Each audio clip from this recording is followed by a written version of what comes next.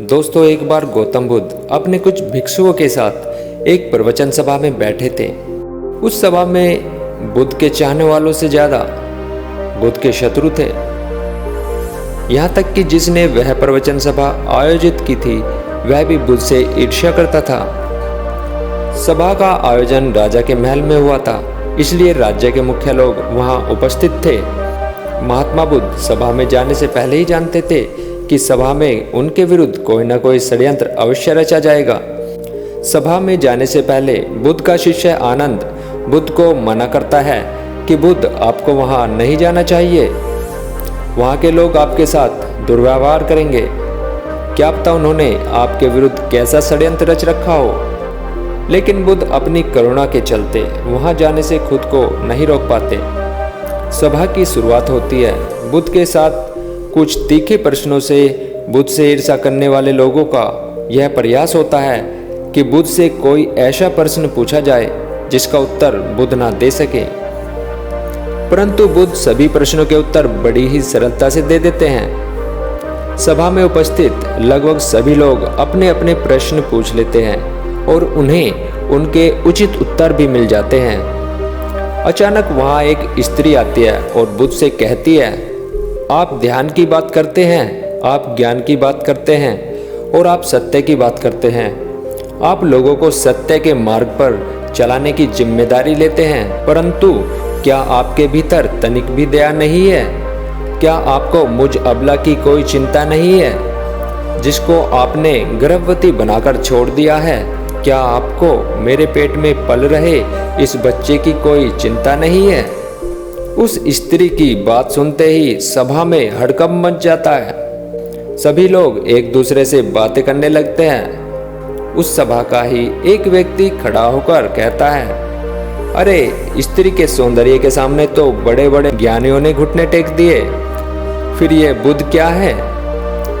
फिर कोई और खड़ा होता है और कहता है, हमें बुद्ध से ये उम्मीद नहीं थी कि बुद्ध इतना नीचे गिर जाएंगे। इसी तरह से सभा के बहुत सारे लोग खड़े होते हैं और बुद्ध को भला बुरा कहते हैं। बिना सत्य को जाने ही कि सत्य क्या है, लोग बुद्ध को भला बुरा कहना शुरू कर देते हैं। जब सभी लोग अपने अपने मन की भड़ास निकाल लेते हैं, तब राजा कहता है कि बुद्ध, आप अपनी सफाई में क्या कहना चाहेंगे? राजा भी बुद्ध से ईर्ष्या करता था। वह चाहता था कि बुद्ध बदनाम हो जाए। यहाँ पर एक आवश्यक बात आपको समझनी चाहिए कि इस सारी घटना का बुद्ध पर कोई असर नहीं पड़ा। ना तो लोगों के अपशब्दों का बुद्ध पर कोई असर था और ना ही उस स्त्री के झूठे आरोप का। जानते हो क्यों? क्योंकि बुद्ध जानते थे कि सत्य क्या है। वह अपनी नजर में ठीक थे। सूत्र यही, चाहे पूरी दुनिया आपके खिलाफ हो जाए, अगर आप अपनी नजर में ठीक हैं, अगर आप जानते हैं कि आप सत्य के साथ हैं, तो आपका कोई कुछ नहीं बिगाड़ सकता। सभा के सभी लोग संदेह में थे। यहाँ तक कि बुद्ध के कुछ नए भिक्षु भी संदेह में पड़ गए थे।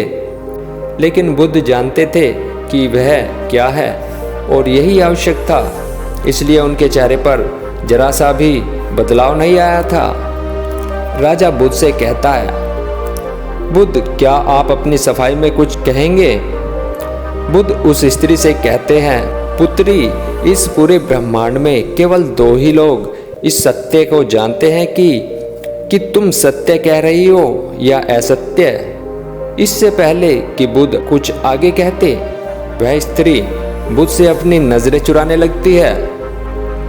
असत्य का सहारा लेने का अर्थ है कि आप अपने भीतर डर का बीज बो रहे हैं। अब यही बीज जैसे जैसे वृक्ष बनेगा, वैसे वैसे आपकी समस्याएं बढ़ती जाएंगी।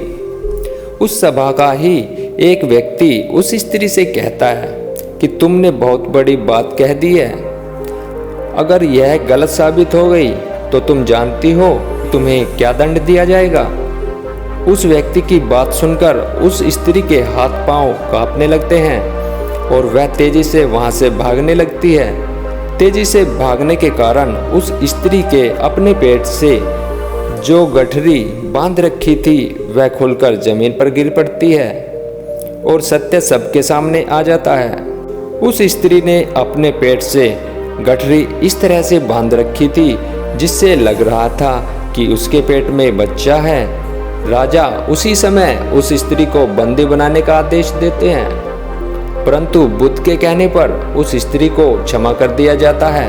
एक बात हमेशा याद रखना कि धैर्य और आपकी नज़रों में सही होना आपको बड़ी से बड़ी समस्या से बचा सकता है। तो ये थी आज की प्रेरणादायक कहानी। उम्मीद है आपको बेहद पसंद आई होगी। मिलता हूँ एक और नई वीडियो में। नमस्कार।